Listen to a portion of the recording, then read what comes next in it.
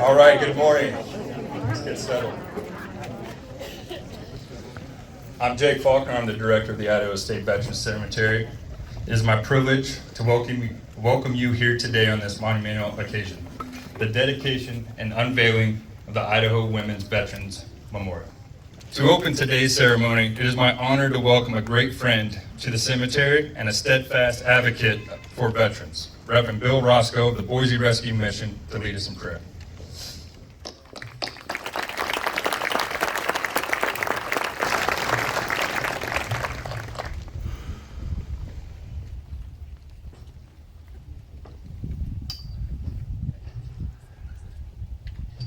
Thank you all very much, and it's a great honor to be here with you all today and to see so many friends and wonderful servants in military service and community service, governor's service. We are so grateful to be here with all of you. Join me in prayer. Almighty God and everlasting Father, as we stand on this hallowed ground today to honor our fallen sister in arms, Carrie French, and all of the courageous women who have served and are serving our country, we invite your presence. Meet us here, Lord, and fill our hearts with your peace, even as we grieve over the fallen, and remind us of our ongoing obligation as citizens to serve our nation's veterans and service members, and to continue to honor the memory of those you have already welcomed into your heaven. May every person who visits this memorial receive your blessing of peace and hope and be inspired to patriotic duty by the example of Corporal French and the women who sacrificed all in service to you and to the United States of America. Thank you, Father, for your constant care and abundant provision, for hearing our prayer, and for blessing our country with peace. We pray in the Master's name. Amen. Thank you, Jim. Thank you, Bill. Now that I ask you to please rise for the presentation of colors by American Legion Post 39 and the anthem sang by Specialist Isabel Edwards of the Idaho Army National Guard.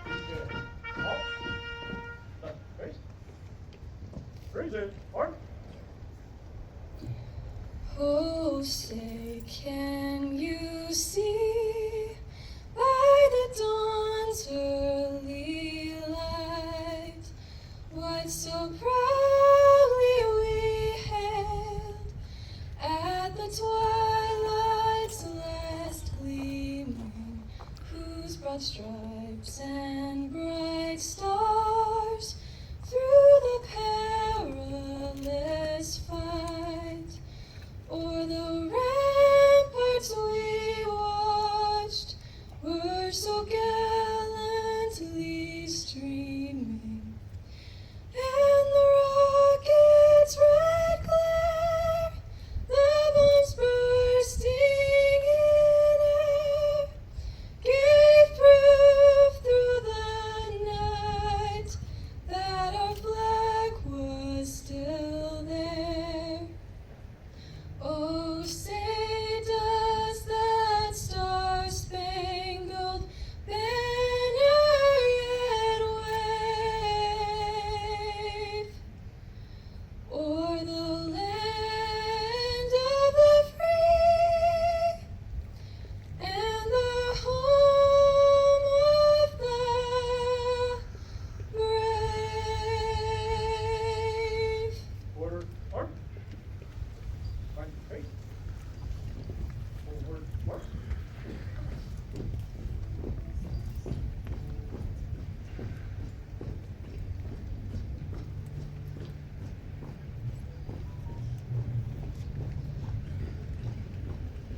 Thank you. You may be seated. Today, we gather not only to unveil the memorial of stone and bronze, but to recognize, honor, and preserve the legacy of women who have worn our nation's uniform. Their service, sacrifice, and resilience have long been an integral part of the nation's history. And it is only fitting that here, in this place of solemn remembrance, that we dedicate a monument that ensures their contributions are never forgotten. This is a testament to what happens when a community comes together to honor its heroes. To our veterans, their families, our distinguished guests, and all of you present, thank you for standing with us in recognition of these remarkable women. It is now my honor to begin the ceremony and share in the unveiling of the tribute that will inspire generations to come, and to introduce someone who plays a vital role in supporting Idaho's veterans, and that Idaho does it best in caring for America's heroes. Mark Chample is the director of the Idaho Division of Veteran Services, a proud combat veteran of the United States Air Force. Mark brings both personal experience and passionate leadership to his work advocating for those who have worn the uniform and their families. With many women in his own family having served, this moment and this memorial hold a special significance for him, and we are thankful for his presence today. Please join me in welcoming Director Mark Chample.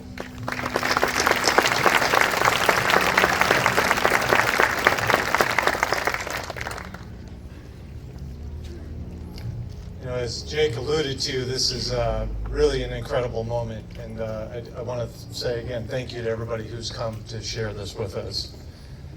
You know, throughout the entire 250-year history of this great nation, women have always played a critical role in the fight for freedom. They have always answered the call of duty, but weren't always recognized for the incredible contributions that they made in winning wars and upholding the principles of liberty and justice for all.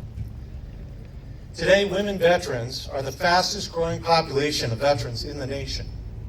It is no longer odd to see a woman in uniform.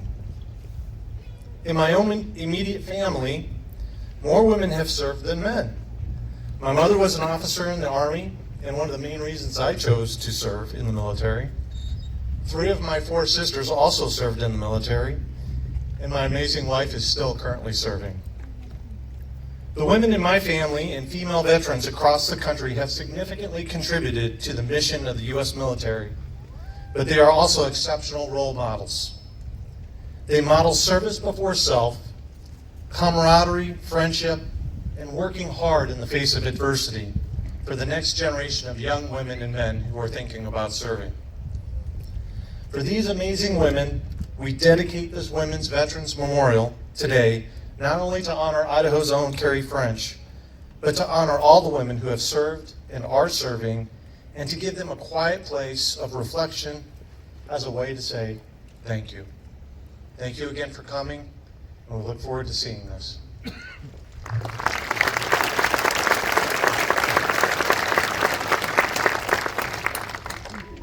It is now my honor to introduce someone whose dedication and persistence helped make this day possible. Danny Pugmire is the founder of the Idaho Veterans Garden, a space built with love, service, and community in mind. A proud veteran of the United States Air Force, Danny has continued his service well beyond his time in uniform, devoting himself to honoring and supporting fellow veterans in meaningful ways and lasting ways. Danny is also the driving force behind the Idaho Women Veterans Memorial. It was his determination to keep a promise and to honor Caldwell local Corporal Carrie French that first sparked the journey we celebrate today. Please join me in welcoming Danny Pugmire.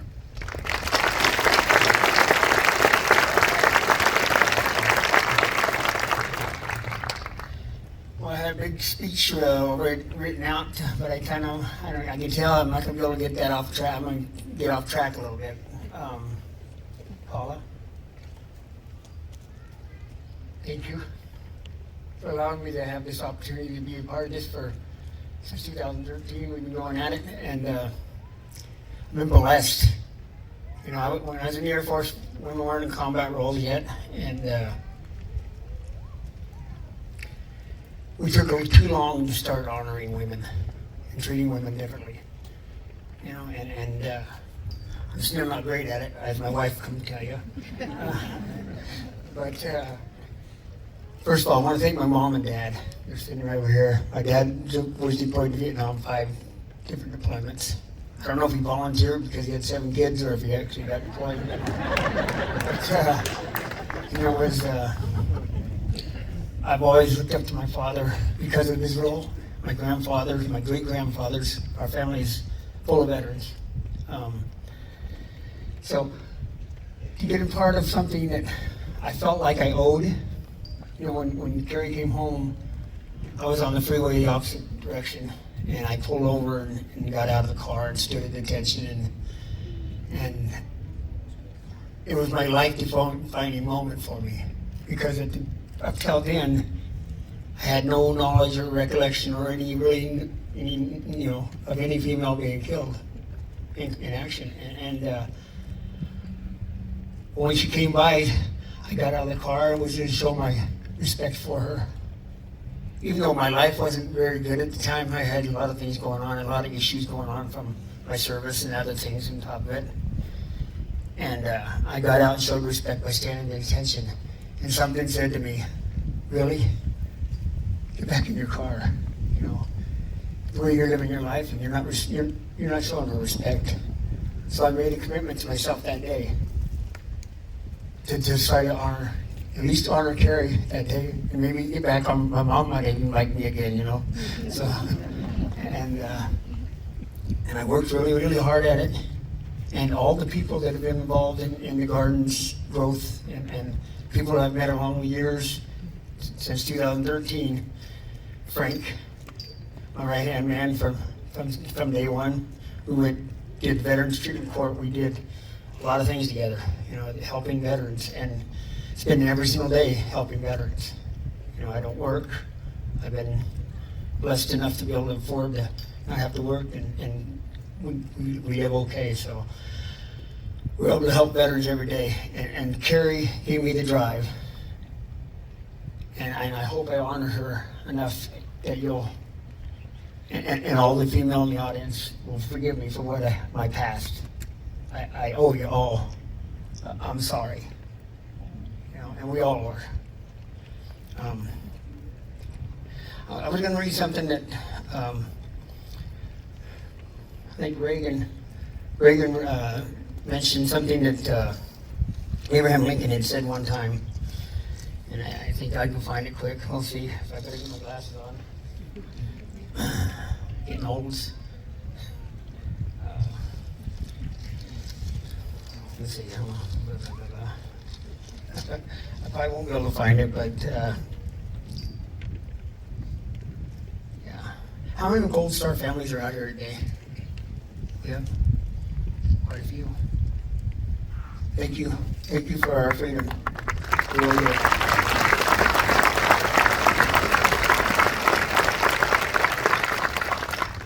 Carrie's my hero, and I never met her.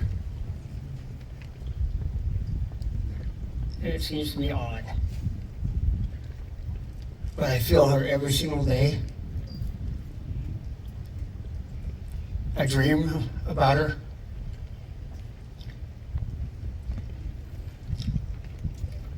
Hopefully we don't lose too many more soldiers.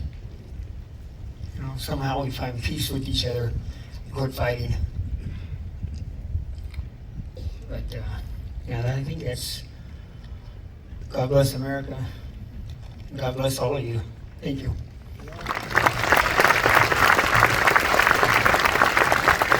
Thank you, Dan. Our next speaker brings a deeply personal connection to this memorial and the story it tells. Marissa McCarter is the author of Marbles, a story that recalls the emotional journey of friendship, camaraderie, loss, healing through the lens of military service. But beyond her writing, Marissa is here today as a friend, someone who knew and loved Carrie. Carrie's memory lives not only in bronze, but in the hearts of those who stood beside her, laughed with her, served with her, and miss her every day. Marissa's voice helps ensure that Carrie's spirit and the spirit of so many women who served continues to shine. Please welcome Marissa McCarter.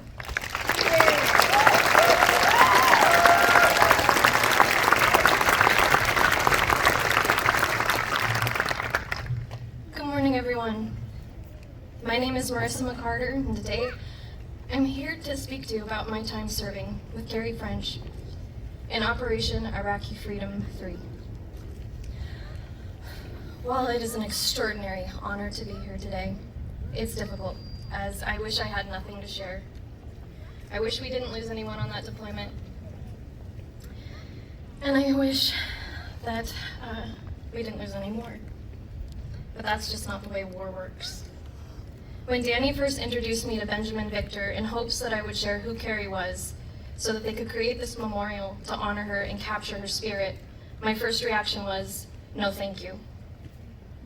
After the deployment, I spent well over 10 years honoring my friend in silence, bringing roses in February and June. I isolated, keeping those painful memories private, choosing not to speak about them outwardly, for fear that people wouldn't understand, or worse, that I didn't deserve people's understanding because I came home when so many didn't. But Benjamin was so sincere in his request to honor Carrie, and so calming, I felt compelled to share. However, as you can tell, I have a hard time talking about it, and I had a hard time then. So I asked if I could take some time and write it down.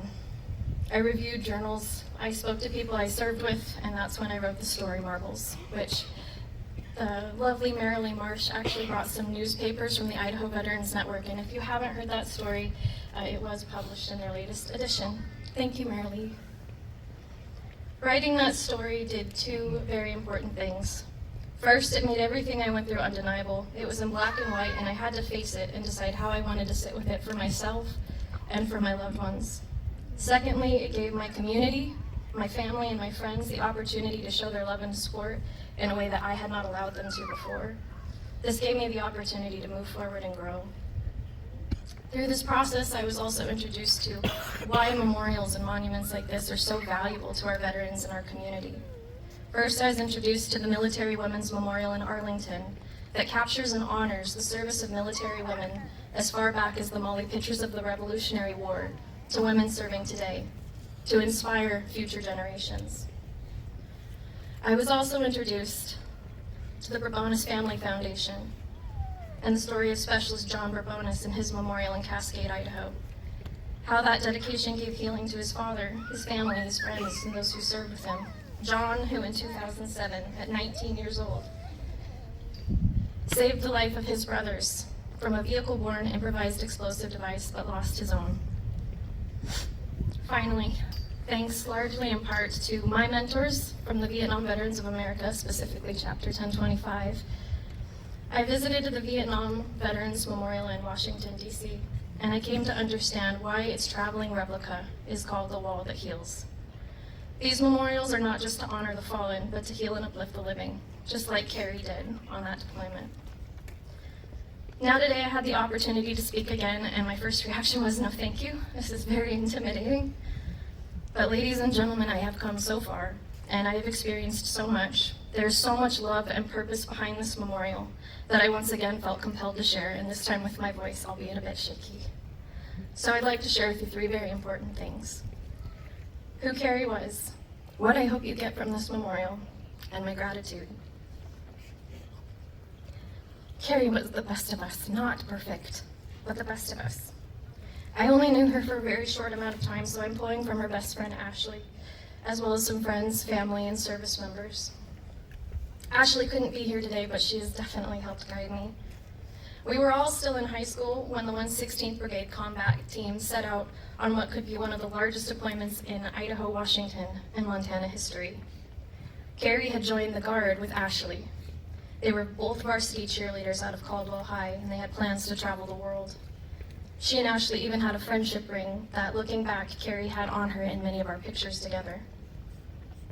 Though we weren't originally scheduled to go, at least I wasn't, it was somewhere between getting out of high school and finishing AIT. They said, surprise, you're going. The year-long training that everyone got, we would get in about a month and a half in something called Renegades. And that's where I met Carrie, was at the Boise airport on the way to this training in Texas. We could not have been more opposite. She was actually wearing pink, and she had blonde hair and angel kiss freckles. She was bubbly and sweet and outgoing, and I was the opposite of that. I had chopped my hair off for the deployment, and my wardrobe was pretty much black and gray. But after hearing Ashley speak in 2016 at the Warhawk Air Museum, part of me wonders if I wasn't Carrie's comfort blanket for missing her friend. Ashley had just missed the cutoff to join us. But maybe that's the way it happened. It was supposed to, because selfishly, I needed Carrie. And hopefully I was the friend that Carrie needed as well. She was the best friend that everybody wants. She was kind, she was goofy, and she was thoughtful. She was caring enough to argue with you if you did something dumb, which I never did, but thoughtful enough that you knew she was coming from a place of love. Things like you could have a disagreement, but if it was your birthday, she'd wish you a happy birthday, and you knew she meant it because she understood the value of that day.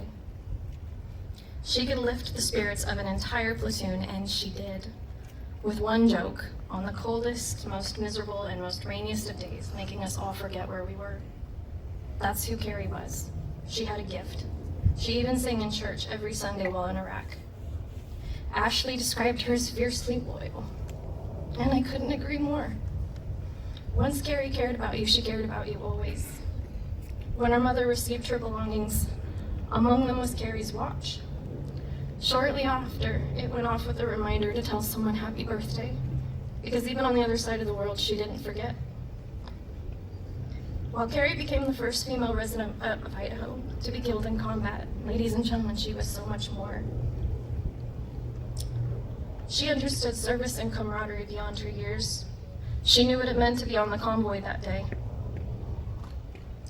And even if she had known the outcome, I believe, if she'd known it for a fact, she'd do it again. You see, we as service members don't do what we do in the military just for the mission or for the president or leadership. We do it for the person next to us, because if we don't, we let them down, and those are our brothers and our sisters. Which brings me to my next point, what I hope you get out of this memorial. Camaraderie isn't unique to the military, but it is unique in the military. It's trained into us from day one.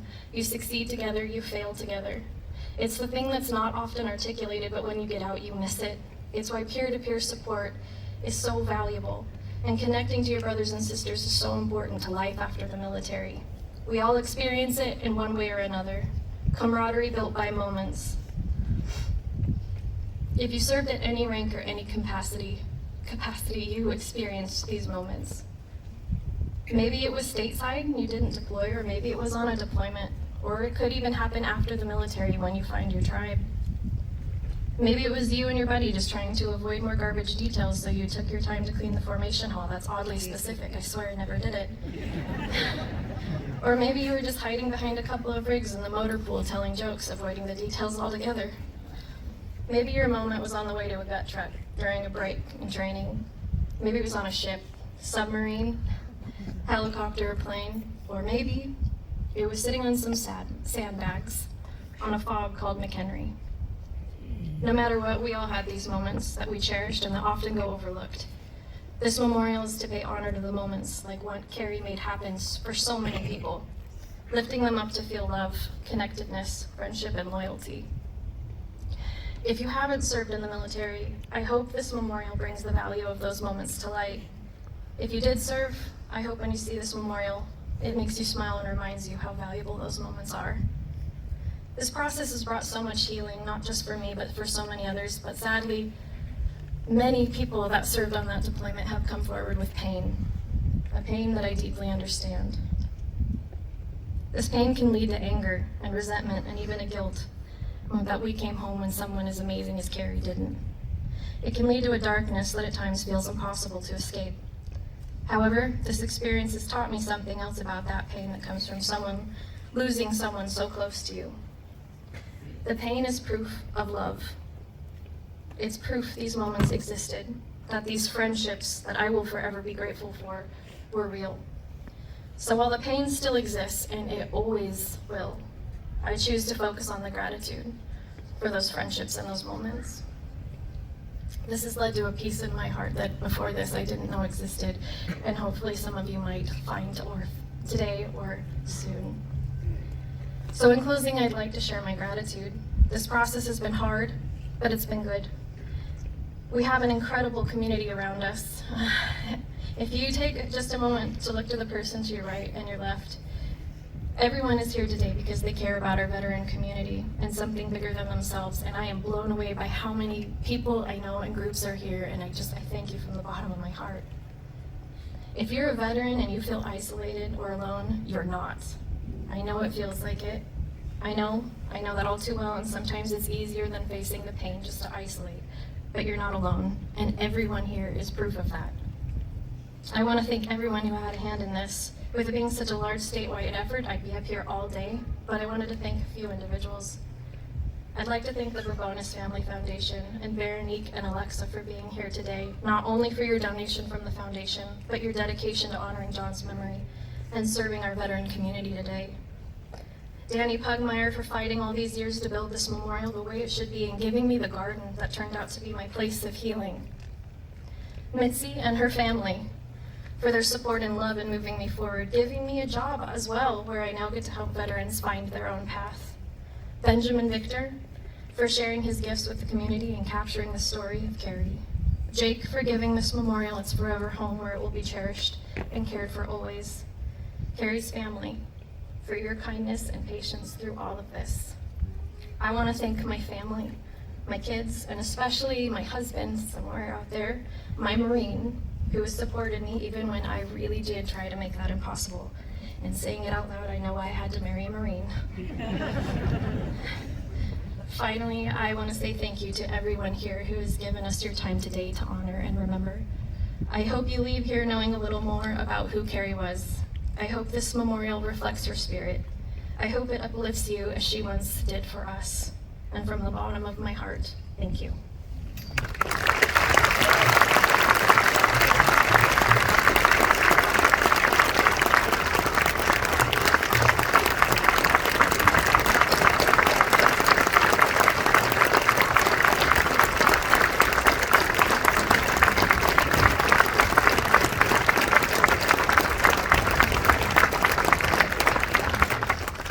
Thank you.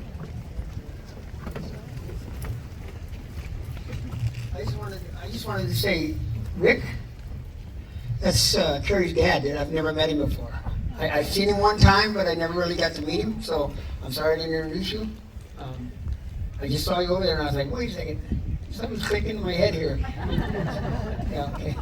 Well, I don't remember it. But yeah, welcome, thank you. Thank you. Sorry, my allergies are kicking up all of a sudden. As we move forward in today's program, I want to share a brief overview of what's to come. In just a moment, we'll unveil the Idaho Women's Veteran Memorial. Following the unveiling, we will hear directly from the artist, who will speak to the inspiration, vision, and meaning behind the powerful piece. Afterward, we'll transition to photos to help capture and preserve this historic moment. But before we do, it is important that we take a moment to recognize the women whose service this monument represents. At this time, I would like to introduce and honor the women veterans with us today who will be unveiling the statue. Representing those currently serving, the Idaho Army National Guard Specialist, Isabel Edwards. Isabel is an intelligence analyst who just returned from a religious mission in France. She joined the Guard in 2021, just in time for Marissa to ask her to model for the memorial. Asking her as a new recruit into the Guard to meet with Benjamin Victor and wear Carrie's uniform to start the memorial. Isabel, along with Eliza Tyner, who was also serving in the Army Guard as a medic, took up the task and gave Benjamin a glimpse to the real-time moment of camaraderie.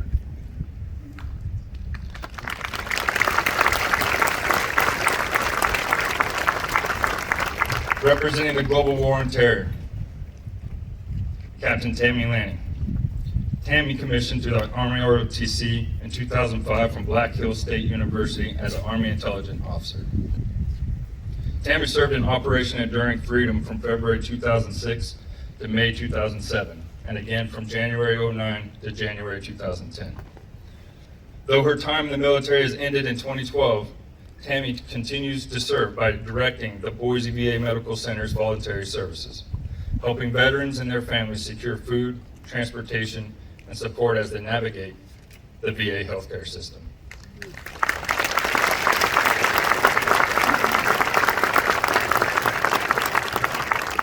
The Gulf War. Representing the Gulf War, Specialist Tana McCormick. Tana served in the U.S. Army from 1985 to 1995 with combat service in Iraq. But as you will see with all these women, her service didn't end there. She went on to work in counter narcotics with the Missouri Sheriff's Department and retired a DoD firefighter and medic. Tana is now the National Public Affairs Officer for the Veterans and Patriot Association, an organization that makes veteran events possible all over the Treasure Valley, volunteering their time and services, including here today.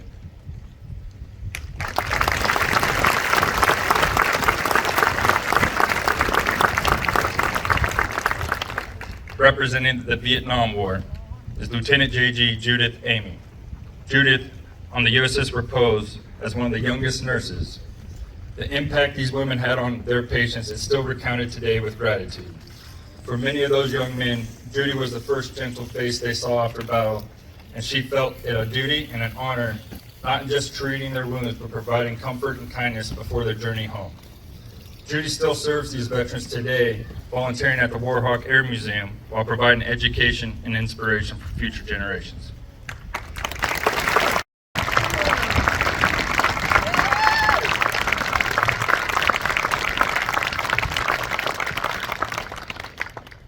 And World War II. Lastly, but certainly not least, representing World War II, it is my honor to introduce Second Lieutenant Regina Aldecoa. Regina grew up here on a family ranch here in Boise, Idaho, and comes from a proud line of Basque heritage.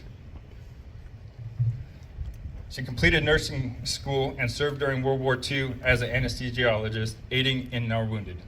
At the end of the war, she recounted that while they were celebrating victory, she saw the giant impact and sacrifice on the faces of her friends and patients, something that has remained with her always. Today, at 103 years old, she is an integral part of Boise Basque community and is a founding member of Idaho Women Veterans Organization. In 2023, she received the Living Legends Award from the Military Women's Memorial in Arlington for exemplary service to the country and her community. And I bet she drove here today.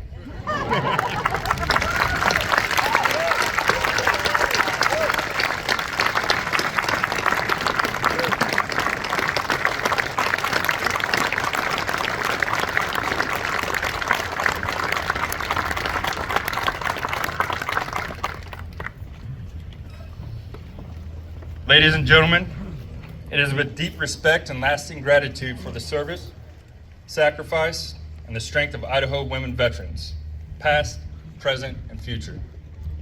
We unveil this memorial in their honor. Let's get to it, ladies.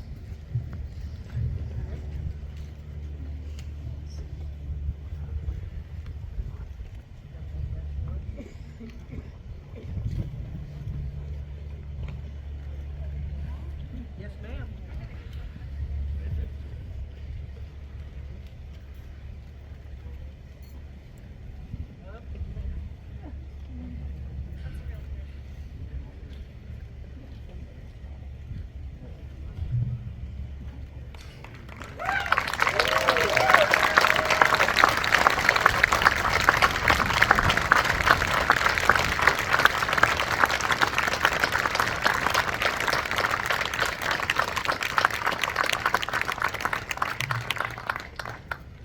Thank you, ladies.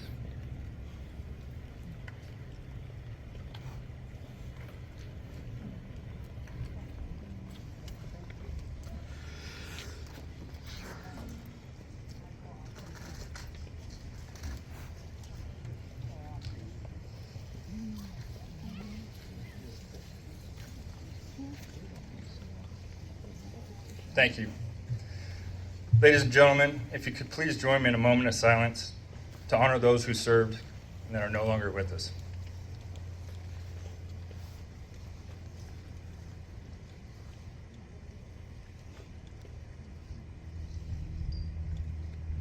Thank you.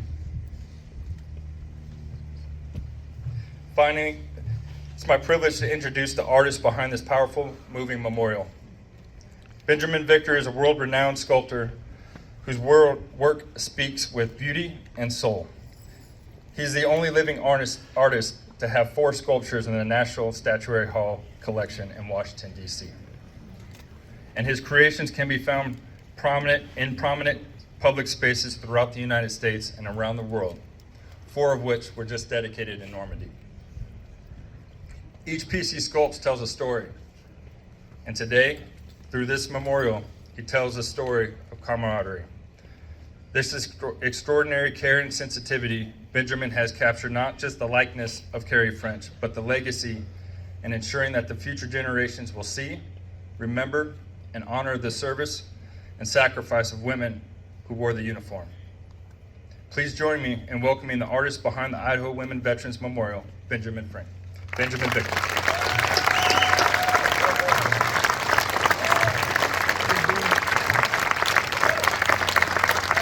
Thank you.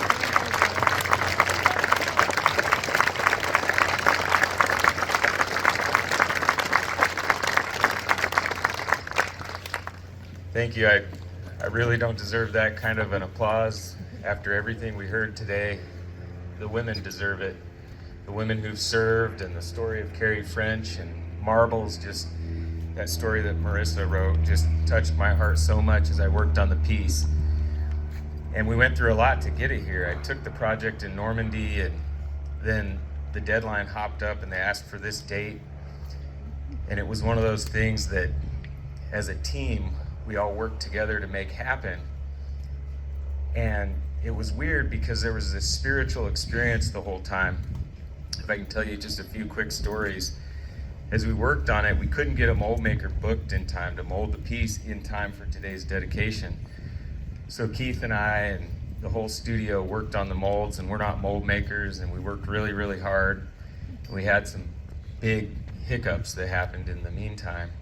And so we were working on the piece, and this artist was scheduled to come into town, a friend of mine, John Burns, and he was coming in from Oregon, and we had rescheduled it like 4 times, and I was always too busy, and I just thought, gosh, I don't know if I can do this. And he showed up, and sure enough, he had done just this type of mother mold before, and he helped us redo some of the molds, and it just happened that he was like an angel just in time to do the piece.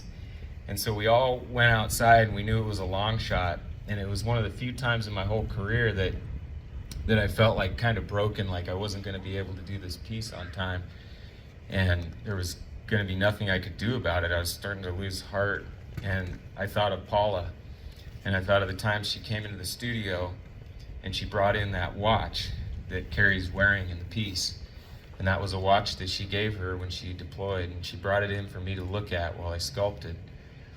And I thought of her tears as she handed that to me, and I thought of my own daughters, and I thought of everybody that I've had involvement with throughout the project, from Mitzi to Marissa and everybody behind this. And I'm not a very emotional guy a lot of the time, which is kind of weird as an artist, at least not much of a crier. But I sat outside in the dark of the studio, and Keith probably doesn't know this, but we sat down and we prayed. We just prayed that everything would get done on time, that there'd be a way, a miracle, to make this happen on time.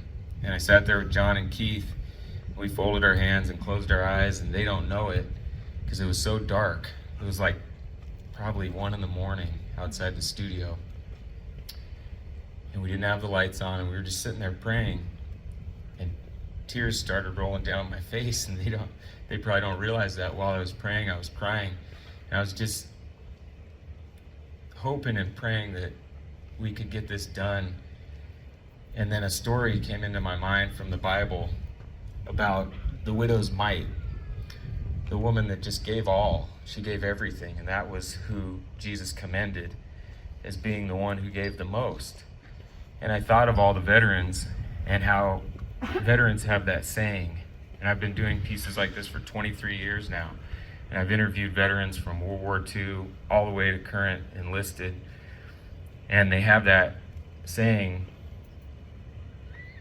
some gave all.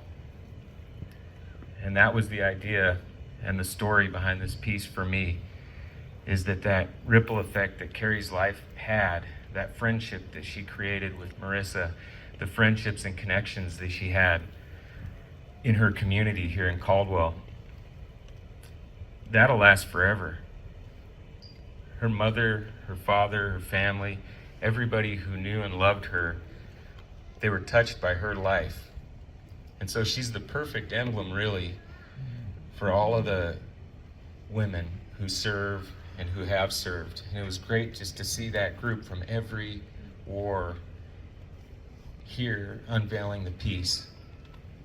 It's a testament to a story that veterans share of every walk of life, and that is the friendship, the camaraderie that's there in the military. And as Marissa more eloquently said than I, it's about that person next to you.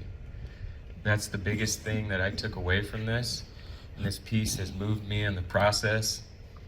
And I, like Danny, feel like I've become a better person in the process of creating this and just knowing her life, and you feel like you know her through this. So I hope that it really helps heal and is a part of everybody's experience here at the Veterans Cemetery, and I know that it will be for years and years to come. And thank you, I have to say before I sit down, to all of the donors, the givers that gave to this piece. We have one that's not here today, and many others who gave just huge gifts, and we're gonna have some plaques here to recognize that. But they made it happen after a long, long road of fundraising. And there's people in this community, in the Treasure Valley and in all the counties surrounding here that care about Idaho and care about our veterans, and they give, and there's companies and corporations that do that. And without them, this wouldn't be possible. So thank you all, and thank you all for being here today just to show your love and support. I'm just so grateful and so humbled by it. Thank you.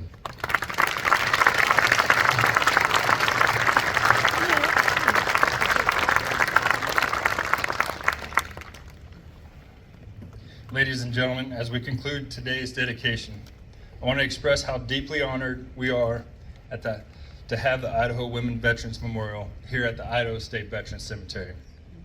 This monument will stand not only as a centerpiece for future ceremonies, but also as a lasting tribute to the courage, sacrifice, and service of our women veterans throughout our history.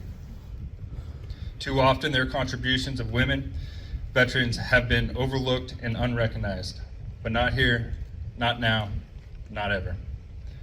At this cemetery and through this monument, we recognize them, we honor them, and we assure their stories and sacrifice will forever be remembered.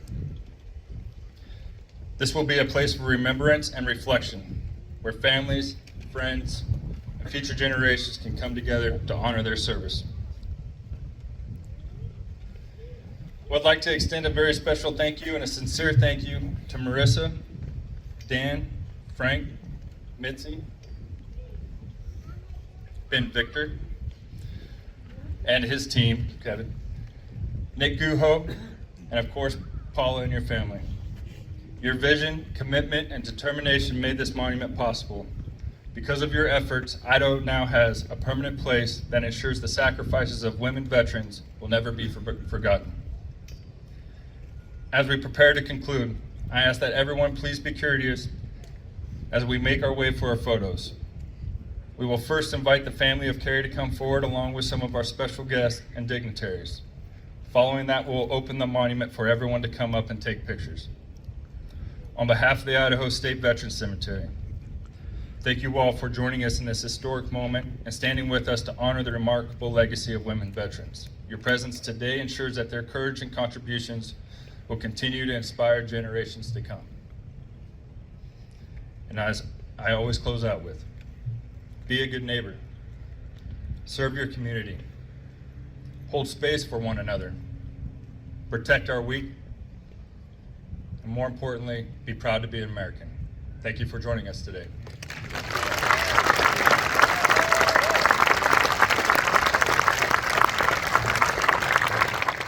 So you sculpted this, you were the artist behind this, and can you tell us a little bit about your thoughts on putting this together?